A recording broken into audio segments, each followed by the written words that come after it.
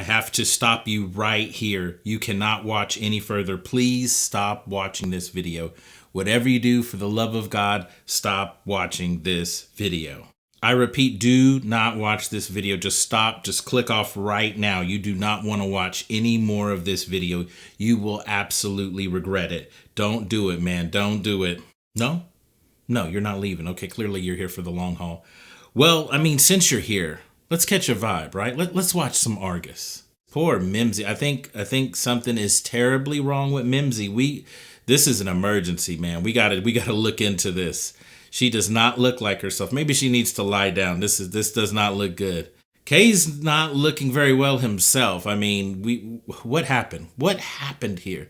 I guess all the artists went on strike or something. Who knows? Who knows? Hey, so welcome back again. And you're here clearly because you like Orguss, just like me. And, you know, there's not that many of us. Or maybe there is a lot of us, but there's just not a lot of us on YouTube. But I want you to think in terms of this video. This is like that pizza that not too many people order, but it's going to be like the tastiest version of that. So like if this was a pizza that comes with pineapple or anchovies, and you know, most people cringe when they hear the word anchovies, but for the people that love anchovies, this is for you. For the people that like pineapple on their pizza, this is for you. This is for you. It's also for me too. So I'm being completely selfish right now. That's what it's about, right? That is what it's about. Well, if it's not today, that's what this video is about. And I must say, if you do not like spoilers, please don't watch this video. I want you to watch Orguss if you haven't already. But if you're a person that doesn't care about it, welcome, welcome. Take a seat, take a seat. Enjoy the show with the rest of us. If you're someone that clicked on this video just because you watch a lot of my videos, but you're just not into the older anime, fear not. We're going to cover a lot more stuff. Convention time is rolling out. I'm going to get back into making convention videos. Also, I'm going to cover, you know, some new anime stuff. So rest assured, this isn't the only thing we're doing here. But this is just me being selfish in the moment. So just know that I'm going to take care of your needs as well.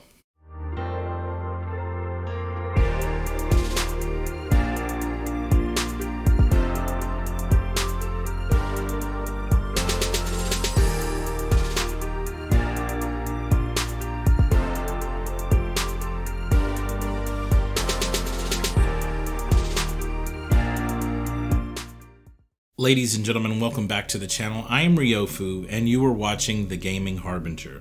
If you are new here, I cover anime news as well as gaming news. We also do reviews on both, and occasionally I cover anime conventions.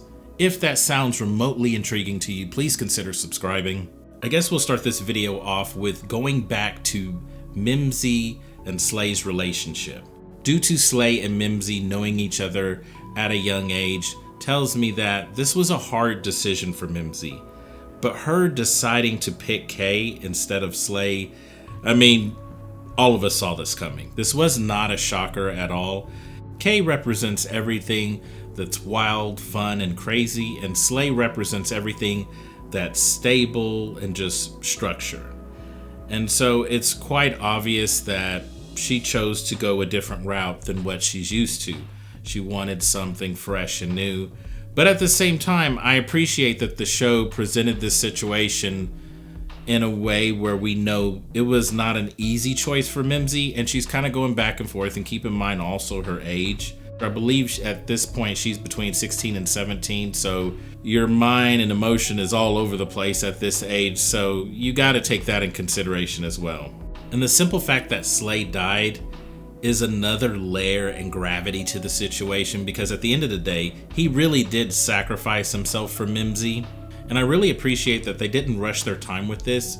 They had a good amount of time where she's grieving and trying to get through this process. And again, she's really young, so it takes time. It doesn't happen in one episode, which is a lot of times what we see in anime. They're like, okay, we can't spend all this time and this person just being super depressed. In this instance, they took some time to acknowledge that she's going through the grieving process, and it's just going to take a while.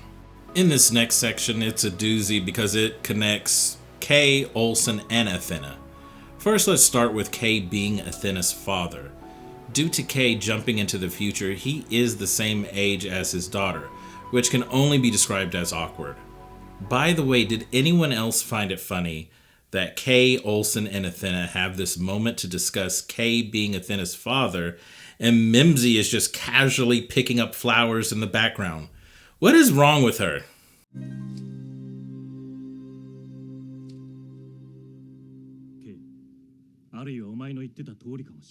I've been wanting to talk about this for a while now, and that is the relationship between Kay and Athena. This is one of the few criticisms I have of the series.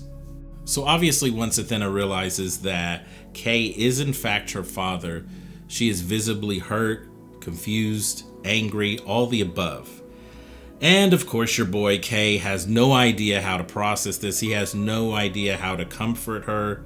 None of the above. I was really hoping that Kay could somehow just try to be affectionate and caring and just be a little more sensitive to her feelings and just acknowledge that this is a wild situation and I really didn't abandon your mom.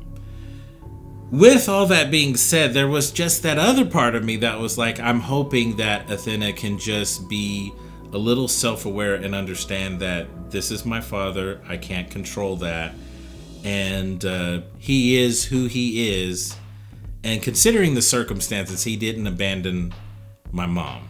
But of course, it's complicated, so she doesn't accept that. In fact, to be quite frank, she really insults him.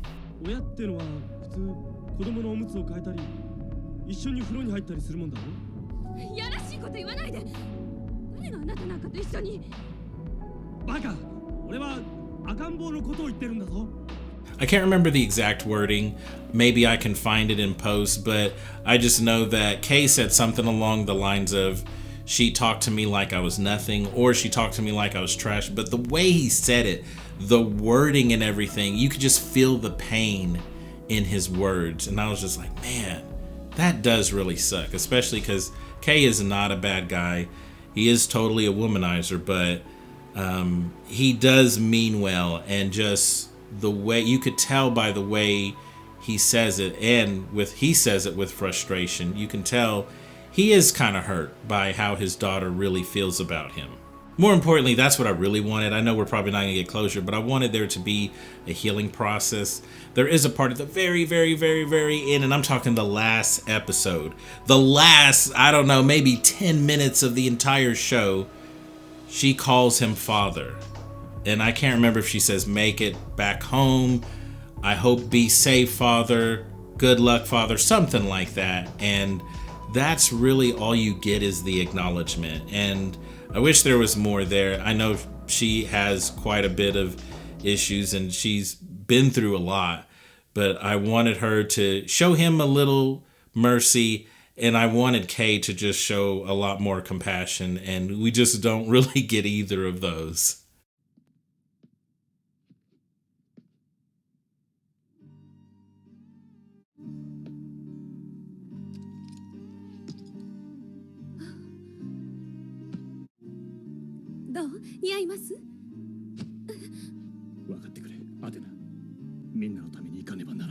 Dude, my boy is wild. Like, this dude never folds. He can always just be chill in any kind of situation. Just can be smooth all around. This dude just cracks me up. Now, as far as Olson and Athena's relationship, this is one of the awkward moments where the creators decided to play up Athena's pain and daddy issues and dance on that line, but it never crosses it. Yes, she is clearly seeing Olson as the father she never had, but she is also in love with him. That is what is really happening here. She is in love with someone that really isn't her uncle, but just her dad's friend. So it's not like this, and I can't use the word because of YouTube, but we'll just say it ends with a est. This isn't an est relationship. But Athena's emotions are blurring her perception of Olson, and that's the part that makes it awkward for the audience. But Olson, being the legend he is, he looks after her, and he is always happy to see her, but he never crosses that line. In fact, he appears to keep his distance at times, which shows he is placing boundaries. Like I said, I wish Athena's story had more of a happy conclusion, since she has been through so much, but we're just not going to get that.